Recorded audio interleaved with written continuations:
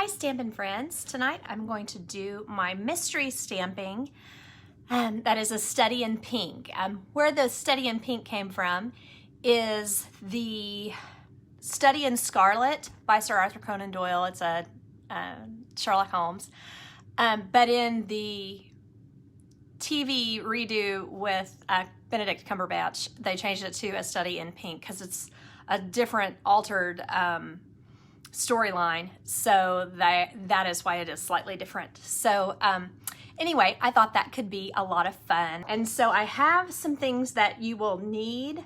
So the clues that you'll need to craft along is a piece of cardstock that is 8.5 inches by 5.5 inches folded in half. You'll need a paper cutter. You'll need 2 pieces of coordinated matching double-sided pattern paper, and it'll need to be cut to 5 inches by 3 3/4 inches. You'll need both a regular adhesive and the tear tape type of adhesive, something strong like this, like the tear tape. You'll also need a piece of cardstock that is 4 1/4 inches by 4 inches, plus a whisper white matte layer for the top of it. You'll also need a round die cut that is layered with white for stamping, or a round stamp, or a stamp that can be cut out or somehow made into like a round medallion type shape. So what I'll be using is a scalloped edge circle, and it'll have a sentiment on the inside or possibly something else. We'll keep that as a surprise. And the other things that you'll need is matching embellishments and ribbon. So those are the things that you'll need and get started on the mystery stamping. So if you have the things that I mentioned earlier on the page, if you have them ready, you'll want to go ahead and gather those up and get ready to work. You need a paper cutter. You need a piece of cardstock that's 8.5 by 5.5. And what you'll do is fold it in half like normal. And then what we're going to do is just see what kind of card we end up making when we're finished.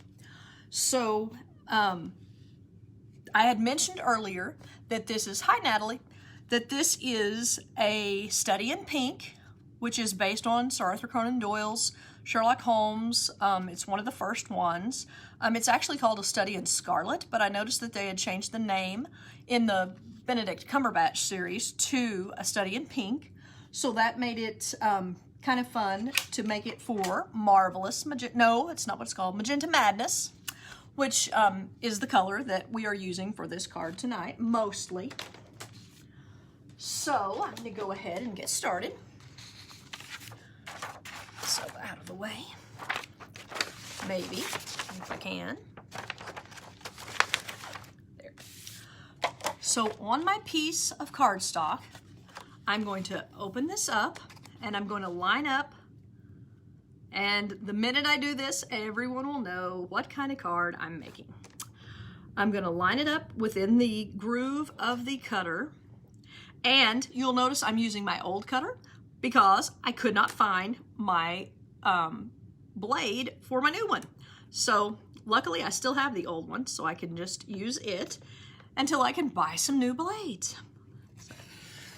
And I just cut diagonally across the front of the card. And now everyone knows what kind of card we're making. We're making a crisscross card. So partially our mystery is solved because this one is not a super exciting one to cut. But the other thing you'll want to do, and now I'm using blue on this one just to show you the difference, you'll want to have your 2 pieces of cardstock. Now, does everybody know why you needed 2 pieces of cardstock? Well, because you have to cut it this way for one side, and you have to cut it this way for the other side. So you're cutting right to left and left to right. So don't cut both of your pieces of cardstock the same way, or you'll have to use both this side and this side. If you want your polka dots on top, be sure and cut left to right on one of your papers. Now this is what I'm talking about, the coordinated matching 5 inch by 3 3/4 inch paper that I gave you the clues for. And then you'll cut left to right, top left to bottom right, and then you'll cut top right to bottom left. So when you do that, you end up with two pieces that match perfectly for this. Ta-da! So I'm going to go ahead and stick those on with my Stampin' Seal. Sure I am. I'm sure this is user error, guys, because you know, half the time I'm using Scotch tape, so I feel like this is me. There we go. A little extra on the point ends because they can kind of stick up. All right. And then I think you'll notice here as I'm doing this, how I'm getting it kind of, I'm able to scooch it just a little bit and pull it up a little easier for the most part because, well, now that I've stuck it down there accidentally. Okay, anyway, I don't think it sticks as much. I think it's more forgiving. So I'm gonna pull this up like this so I can see better. Get it about even from each edge. Kind of like that. And then I'm gonna do this side, same way. Put my adhesive on there. Be sure and get a little in the corners. There we go. And then the same thing, try to keep it nice and even. And yes, I do like how it starts to stick and then you can just kind of scooch it a little more easily than normal. Okay, now that I have that, I'm ready to just put my tear and tape on the sides. So you want to put it here on the piece that is diagonal, because if you put it on here, you might go up too high and you might end up with a mess that shows. And then you want to put a piece here. All right. And then I always put this side on first.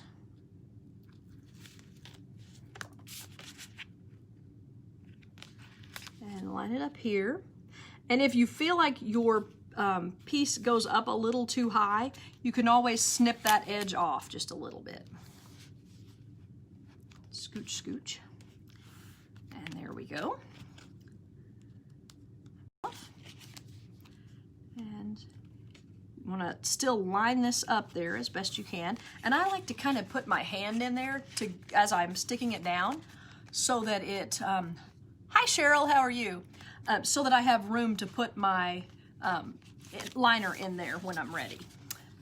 So then this is the piece of cardstock that's 4 3/4 by 4, and the Whisper White layer that is 4 1/2 by 3 3/4. So I'm just going to mount that on there. And it doesn't take quite as much adhesive, I don't think. Just 2 pieces is plenty. Whoops. And then line it up. There we are. And then we're ready to just slide that in there. Hopefully I've not gotten it too terribly close. Yeah, it goes in.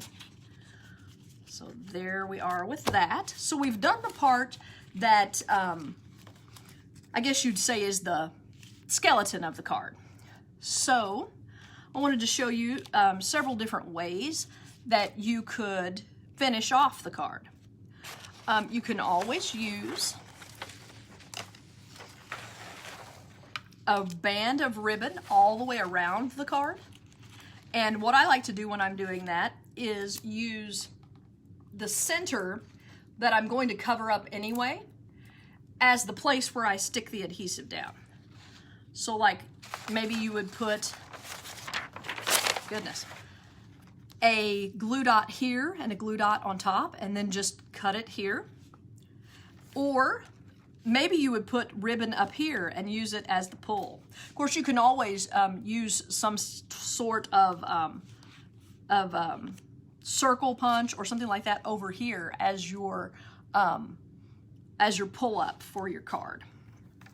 Okay, and then I wanted to show you, I used this sunflower as one option, and I thought that would be a really cute center for the card. So it just kind of gives it a little bit more interest maybe than a sentiment. And then you could stamp your sentiment on the inside. Then I also used, and I'm overusing this sentiment, but I really like "To a Friend That Makes Me Smile." It just kind of, it's just kind of a sentiment that's great to send to a lot of people. So that would be a really cute sentiment to put in the middle. And then I also wanted to show you, and again, who knows if you can see it, but I colored this using Wink of Stella, which is like my thing that I love to do. I colored it with Wink of Stella, and then I used Wink of Stella as my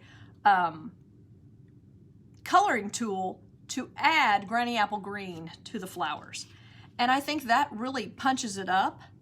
And then maybe some green ribbon would add to the way that would add more interest even to this card. But, you know, it takes away the monochromatic look. So if that's what you're going for, you certainly want to just use your regular flower like that.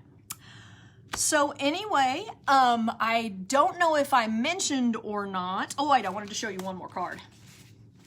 I made this one using the sunflowers and using the some paper from the Memories and More cardstock, and so I think that really looks striking on this. So there's just another way of doing it. And on this one, I kind of cut it just a little bit larger. So this, well, really more of the pattern paper shows on this one than it does on this one. So now I wanted to mention again that for those of you who buy from me, there is a $5 off coupon up for grabs. And if you do this, you have until tomorrow night at midnight to create your crisscross card and upload it onto this. Okay, it won't be there for a little bit, but to upload it onto this video where it posts onto my page. And if you do that by midnight tomorrow night, I will draw among the people who do that for $5 off your next order. So I hope that you all participate, and I hope that you all liked the study in pink, which was Magenta Madness tonight. And let me know if you enjoyed this, and we might try this again, maybe make it a monthly thing. And it could be more fun once we get into doing it, and we can do even more unusual shaped cards and fun folds and things like that. So anyway, I appreciate you watching, and have a great weekend. Bye-bye.